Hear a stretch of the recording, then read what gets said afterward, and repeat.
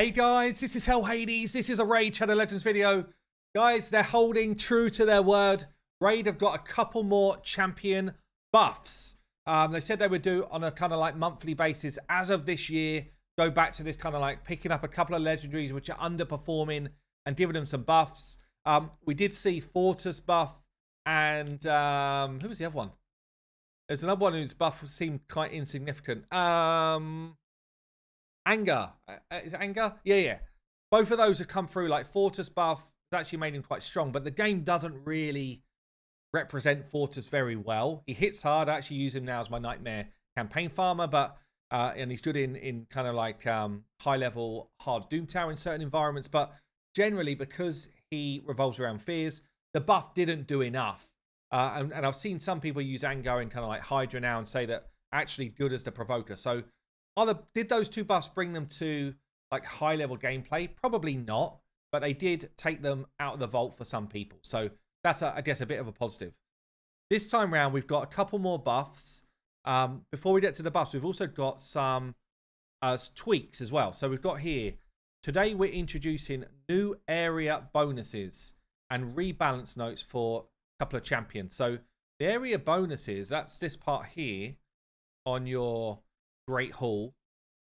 So affinity bonuses you earn for beating up normal arena, classic arena. Area bonuses you get for live arena. I'll be honest, on my main account, I haven't done live arena in a while. Like a while. Mainly because I feel like I downgrade too quick. I really want, so I was just outside of gold. Like I just picked up this new duo. I'd love to go and do some fights at the level that I was at. If I did a fight right now, I would stomp it because I'm too low. Yeah, I'm way too low. And often live arena is just not active for me in my personal downtime. I tend to record videos up to about 1 p.m. UK time. I then get into Fateless mode from 1 till about 5. I then have my personal downtime, for the next couple of hours where I just kind of chill and do whatever I want to do. And live arena is just not available at that time. So it is what it is. I did manage to squeeze it in on my free to play, but that's because I was in like challenge mode and I'm on it. I think, yeah. So for me, the game mode just didn't work, or it doesn't work around my lifestyle that well. But anyway, some people love it. Some people play it.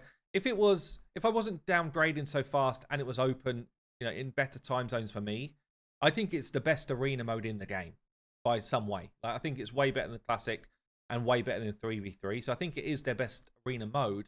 It's just, I don't love that it closes down, honestly.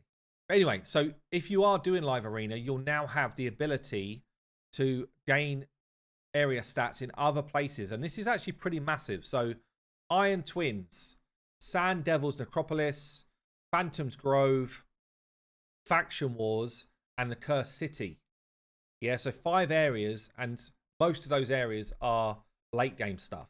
Yeah, so you probably don't need to improve your potion keeps and some of these dungeons once you get to a certain level of the game.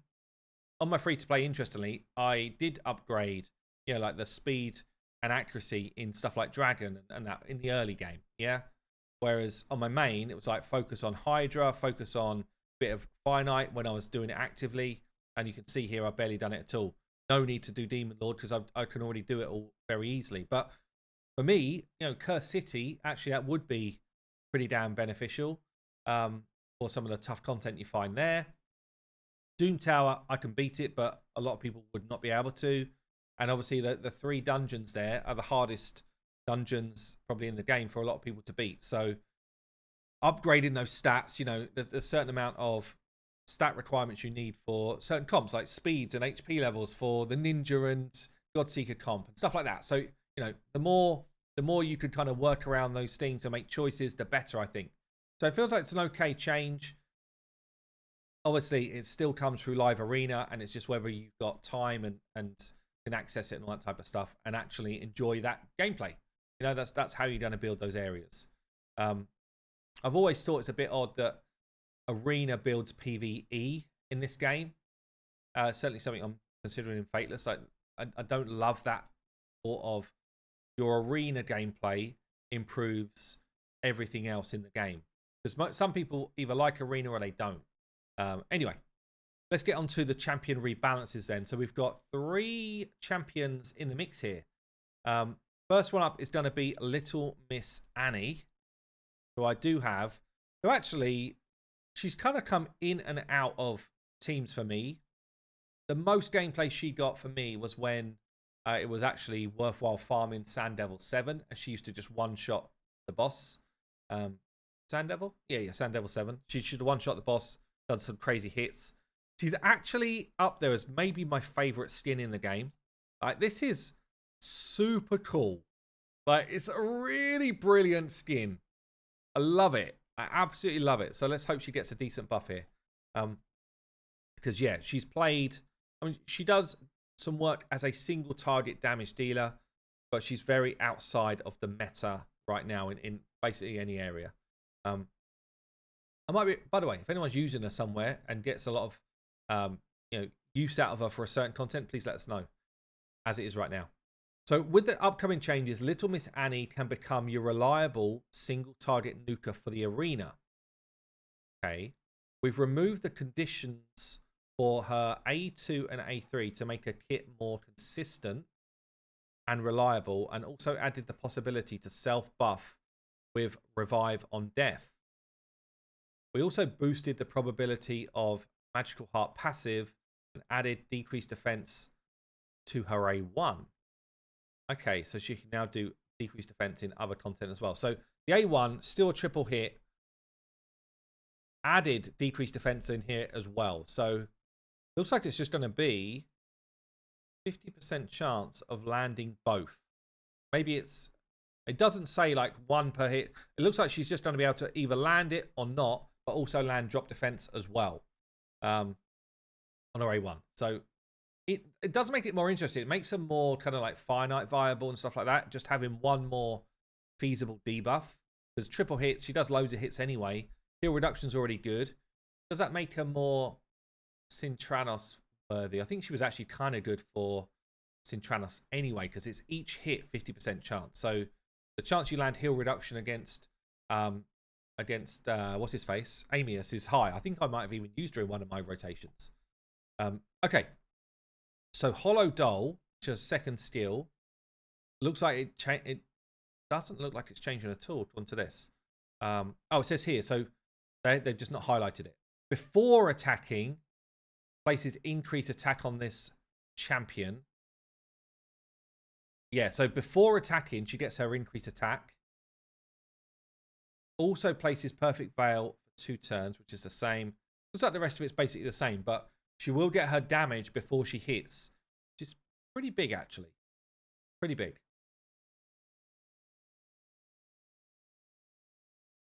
Yeah, I think that's pretty solid.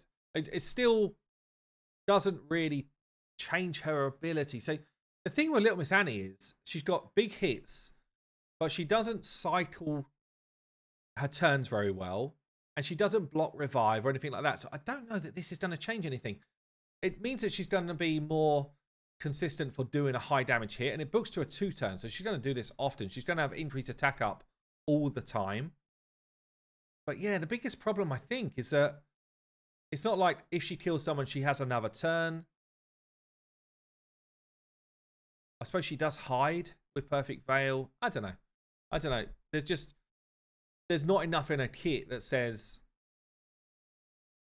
this then cycles into this. You know, single target, you kind of need to get going.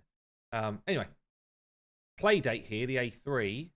Attacks an enemy, ignores the defense. That's the same. So the only change that they've got here is also places Revive on Death on this champion for 2 turns if it kills someone.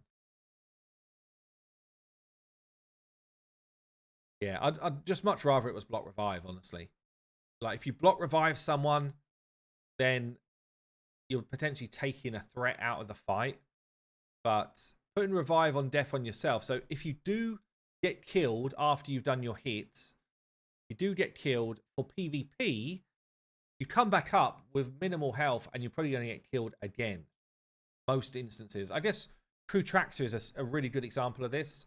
She's not in the meta, and she's really very similar to this champion in that sense. So I'm not sure if that's going to do enough. It might make her more PvE relevant. Drop defense here now. You know, buffing herself. Revive on death mechanics. Might make her a bit more PvE relevant. So then she's got magical heart change as well. So we've got here each hit 50%. Decreasing the target's turn meter by going to change to 10%. So each hit's 50% chance of dropping turn meter by 10% instead of 5. And the max HP goes up by another 5% as well. And it's when it's attacking enemies under heal reduction or now drop defense. Okay. Also heals by 10%. So basically all the 5s are turns to 10s. And anywhere where it said heal reduction, it also now says decreased defense.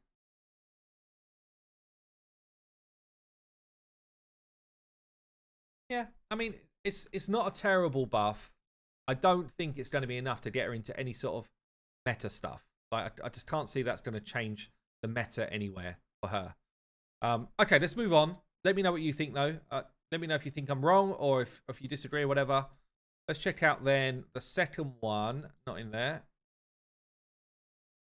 Supreme Aethel. So she came in when the 4 starter champions became Supreme.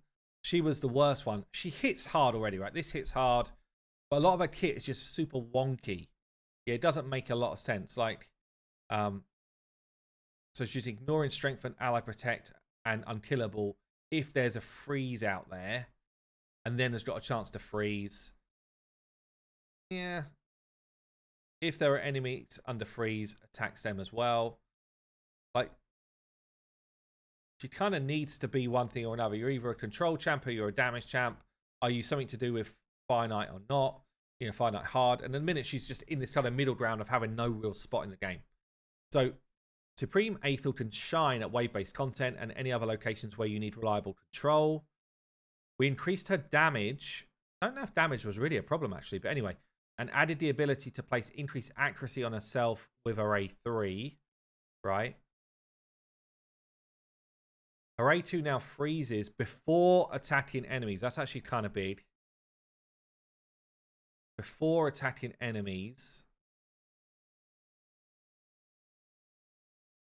So all can benefit from her ignore effects and the addition of the 20% of the target's defense ignore to compensate for the loss of damage to Frozen. Okay, so there's some interesting stuff here. So Exemplar of Stoicism has just had a straight damage increase. We don't know what that is. Also, don't know if they've written the wrong. I think they've written the wrong name here. So Cold Company, I'm assuming this is. They put Exemplar of Stoicism again, but I think Cold Company has had damage increase, attacks all enemies before attacking, 100% chance to freeze. Yeah, and then will ignore these buffs if they're under a freeze, as well as 20% of the target's defense if they're under a freeze. Definitely makes her a way more viable damage dealer. And means that these buffs come into play. So probably a pretty decent change actually for Arena. And then Ever Faithful here. She now gets increased accuracy as well and extra turn. So she boosts her attack, a crit rate, and her accuracy. Then she could go in and do this. It's actually kind of a cool combo. Pretty cool combo actually. So that might give her, so it depends on the damage increase and stuff, but that might give her a bit more viability.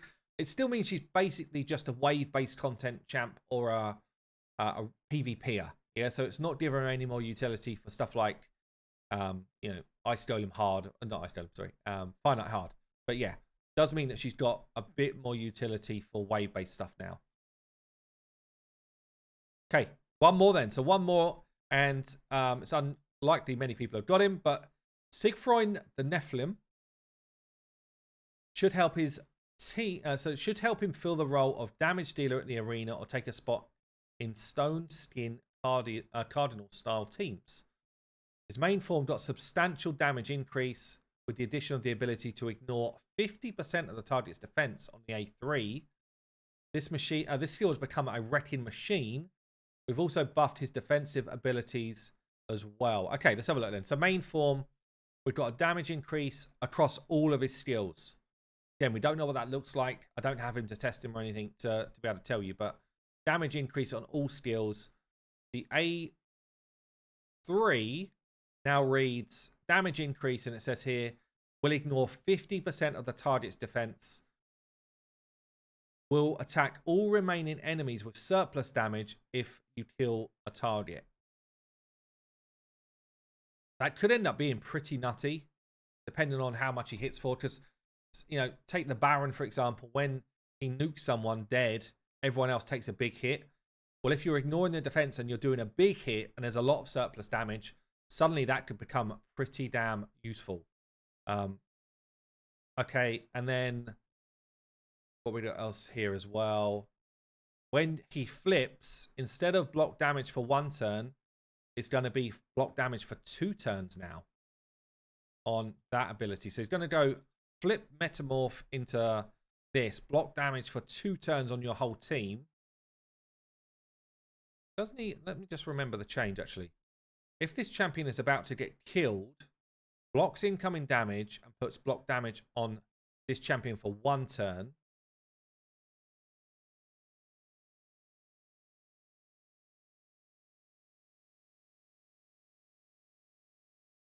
Oh, okay. Maybe it's the other form. Hold on a sec. That's not changing. Sorry, that's not changing. It's this one here. So on a 4-turn cooldown, it revives all dead allies. Yeah, this is one. Revives all dead allies, then puts a block damage on all allies except him for 2 turns. Okay. So he basically ends up getting a block damage for 2-turn duration in this form, which is pretty solid. Very solid. You get your revive, so you can kind of be a damage wrecker in Form 1, flip into Form 2 if things are going bad, revive everyone back, make sure they can't die.